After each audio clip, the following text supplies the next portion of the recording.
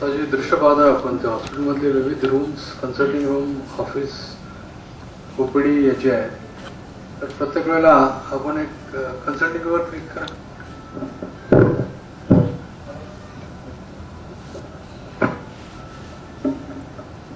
आता actually consulting room मध्ये काय चालू आहे, त्यानंतर काय चालू आहे हे पाहू शकतो. इथे सिक्युरिटी आहे की पेशंटने काय गडबड केली किंवा काही गोऱ्या किंवा काय बऱ्याच हॉस्पिटलमध्ये किंवा काही इन्सिडेंट्स होऊ शकतात.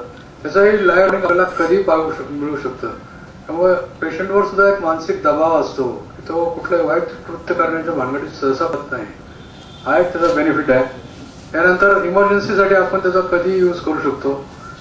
होमिओपॅथिक मेडिसिन देण्यासाठी बॉडी लँग्वेज, त्याचा नॅरेशनचा उपयोग होऊन ते संवाद साधून त्याला मेडिसिन देऊ शकतो. प्रत्येक वॉर्डमध्ये काय हालचाल चाललेली आहे, काही इन्फार्क्टचे पेशंट कसे आहेत, सीआरएफचे पेशंट कसे आहेत किंवा कसे आहेत, त्यांची स्थिती काय आपण जाणू शकतो.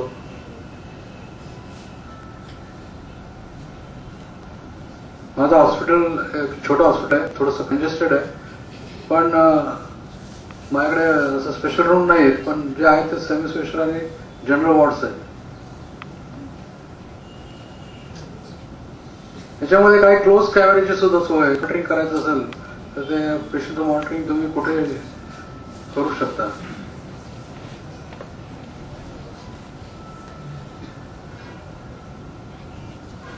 आणि हे 24 तास कंटिन्युअस असतात. त्याचं रेकॉर्डिंग तुम्ही महिनाभर ठेवू शकता.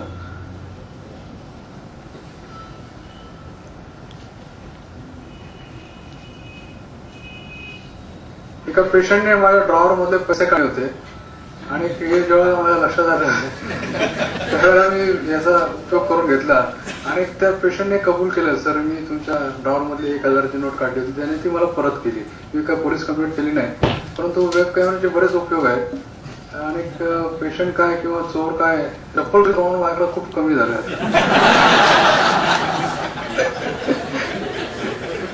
पूर्वी भयानक चपला म्हणजे मला लोकांच्या भरून द्यायला लागायच्या.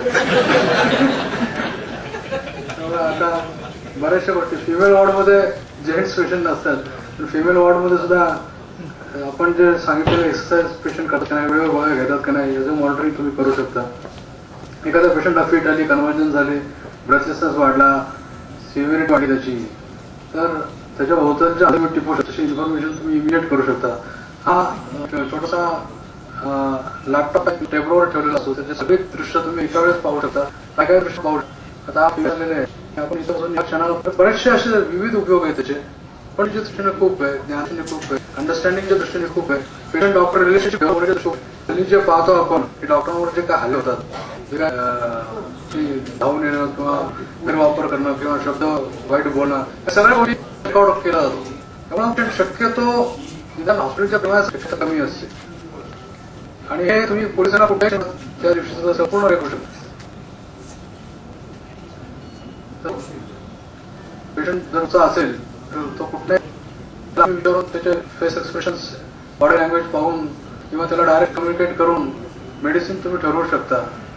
पेशंटला अगदी पुण्याला यायची गरज नाही, तो दिल्लीचा असो, गुजरात मधला असो, कुठलाही असो, तो तुम्ही इथं बसून ट्रीट करू शकता. असे विविध उपयोग आहे त्याचे. आणि ते विविध उपयोग घेणं आपल्या स्वतःवर एक सिक्युरिटीच्या दृष्टीने खूप उपयोग आहे.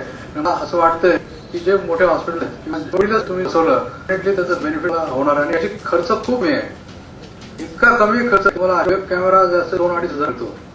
हे कॅमेरे साधे जे आपण पाहतो ते 2-2.5 रुपये किंमत आहे त्याची. कारण सगळा खर्च जास्तीत जास्त 30-40 हजार मला इतर या सगळ्या फॅसिलिटी मिळू शकतात.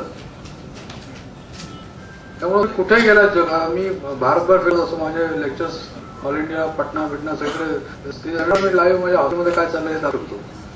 तर अशा विविध उपयोग करून घेणं तुमच्या हातात आहे.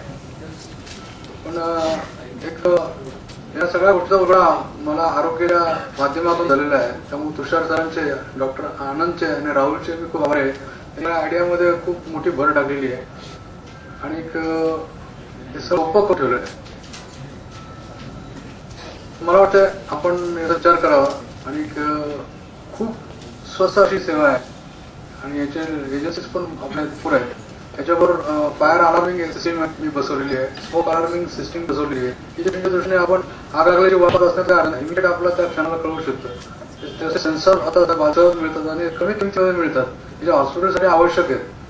त्या सगळ्या सिक्युरिटी सगळ्या सोयी आपण प्रोव्हाइड करू शकतो. कमी कमी खर्चामध्ये पेशंटवर कुठे खर्च होतो किंवा आपल्याला कसं एकच झालेली इन्व्हेस्टमेंट आहे, एक कार्ड जे असं त्याचं रिन्युएशन 6 महिने 4 महिने करू शकतात आणि ते चांगल्या इन्स्टॉलमेंट बेसवर तुम्हाला मिळू शकतं. तर यासाठी जवळ जर राहिले तसं गुरु योग्य मिळणं आवश्यक आहे. अयोग्य गुरु मिळाला तर मग त्याला गडबड होऊ शकते.